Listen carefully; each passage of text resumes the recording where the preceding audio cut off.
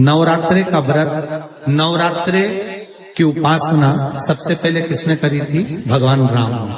अश्विन के नवरात्रे में भगवान राम ने 9 दिन तक कलश की स्थापना कर लंकाधिपति रावण को मारने के लिए मां जगत जननी की आराधना करी। भगवान राम ने मां जगत जननी की आराधना, मां जगदम्बा की आराधना।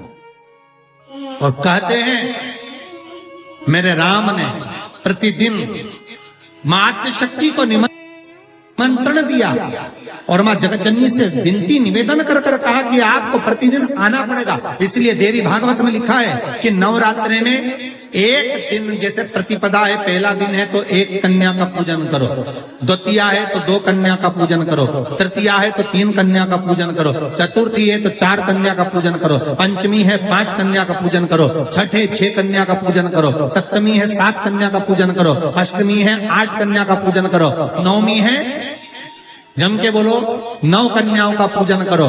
और अगर इस तरह से आप पूजन नहीं कर सकते नवरात्रि में, तो 9 कन्याओं का पूजन एक साथ या तो अष्टमी के दिन या नवमी के दिन कर दो, या मध्य में, बीच में भी आप कर सकते हो एक।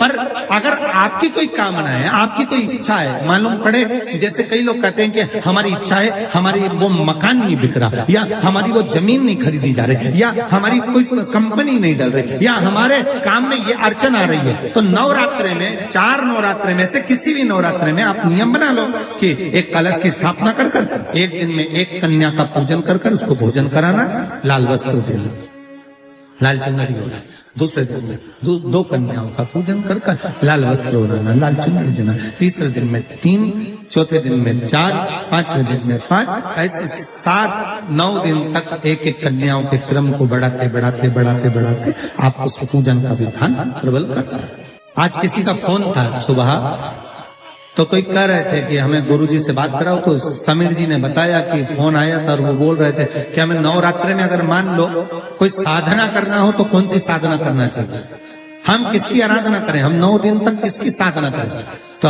अगर बन सके तो देवी भागवत में सबसे सुंदर साधना यही है कि हम एक दिन में 1 कन्या के चरण धोकर पूजन कर उस कन्या को भोजन कराकर उसका स्मरण करें रहे।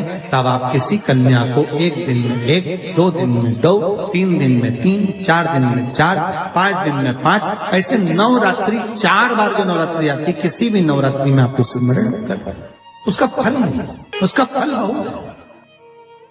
शिव पूजन का विधान क्या है? पुलस्त बाबा ने कहा, जिस दिन मन में श्रद्धा और विश्वास दोनों प्रबल हो जाए, शंकर भगवान की जैसी मर्जी पड़े वैसी पूजन। स्त्री के लिए, नारी के लिए, पुलस्त ऋषि कहते हैं भगवान को रिझाने के लिए विधान की जरूरत स्त्री को नहीं है, नारी को विधान नहीं। अच्छा एक बात बताना, बहुत सुंदर बात है, थोड़ा विचार कर बताना। आपकी गोद में छोटा सा बच्चा है, उसने गंदगी कर, आप मंदिर में हैं, महाकाल दर्शन करने गए, छोटे से बच्चे ने छीछी कर दी, गंदगी कर दी, जो भी करना था उसने कर दिया, आपने उसके कपड़ा चेंज कर दी, वापिस जाओगी, नहाओगी, उसके बाद दर्शन करोगी, उसके बाद जल चढ़ाओगी, जाकर नहाकर जल चढ़ाओगी क्या?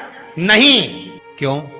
क्योंकि छोटा बच्चा अगर गंदगी भी कर देता है, छोटा बच्चा अगर कुछ कर भी देता है, तो परमात्मा ने कह रखा है इसके लिए सब माफ है। उसी तरह आप बच्चा काम, लोभ, आसक्ति, तृष्णा, वासना से दूर है, जब तक वो माया में नहीं पड़ा। हाँ, उसके बाद बड़ा हो गया और उसने गंदगी करी तो आपको फिर आप स्नान करना पड़ेगा, पर जब तक वो गोदी में है, वो कुछ भी करता है, उसका कोई दोष नहीं है। जितनी माताएं हैं, परमात्मा ने इनको कह रखा है, केवल रजस्वला धर्म के वो 7 दिन आपको शिव का स्पर्श नहीं। दूध चढ़ा रहे हैं शिव जी पर, तो किस लिए चढ़ा रहे हैं? दूध चढ़ाने का तरीका क्या है, कैसे समर्पित कर रहे हैं? अभी दीदी ने कहा कि बीमारी पर, तो वो दूध चढ़ाने का तरीका बदल गया। आपने दोनों हाथ, एक हाथ में जल, एक हाथ में दूध रखा और तरीका बदला। अभी तक आप दूध चढ़ा रहे थे तो ऐसे चढ़ा रहे थे, अर्थात किस जगह पर व्यक्ति पड़ा हुआ है, कोमा में है, वेंटिलेटर पर है, आईसीयू में है, उसका तरीका बदल जाता है दूध चढ़ाने। दवाई देने का भी तरीका बदल जाता है। अभी तक तुम धन प्राप्ति के लिए, व्यापार वृद्धि के लिए दूध चढ़ाने का स्थान चेंज हो जाता है।